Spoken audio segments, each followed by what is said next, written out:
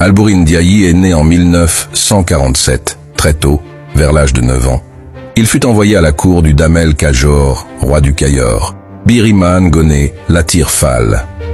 Il grandit à la cour royale avec son oncle Lat Dior. Après avoir été auxiliaire de Lat Dior durant ses combats contre les colons européens au Cayor et au Saloum, en compagnie de Maba Diakhouba, il rentre au Jolof à Yangyang, où il est intronisé roi en 1875. À la suite des difficultés que connaît le Sénégal à cette période, lutte anticoloniale, le Jolof est en proie à des conflits internes.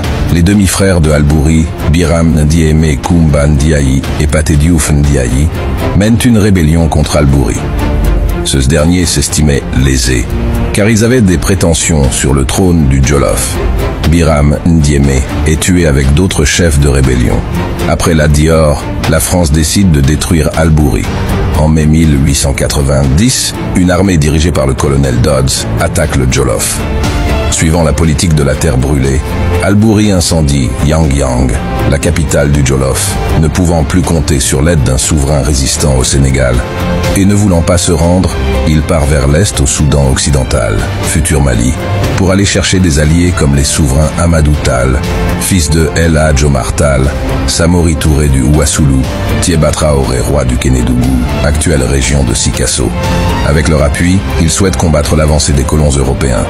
Le Jolof est annexé par la France en tant que protectorat avec Samba Laobé Penda, frère de Albouri Ndiaye, qui s'en voit confier la direction.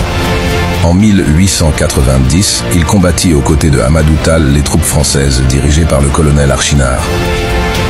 Tous les deux continuèrent le combat contre le colonisateur jusqu'au Niger.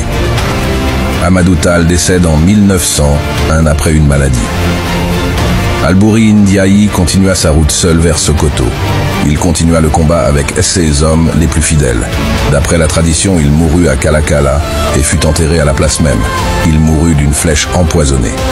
Au Niger, dans les régions qu'il a traversées, de nombreux toponymes wolof signalent la trace de son passage. Encore aujourd'hui, on l'appelle l'indomptable Bourba Ndiaye.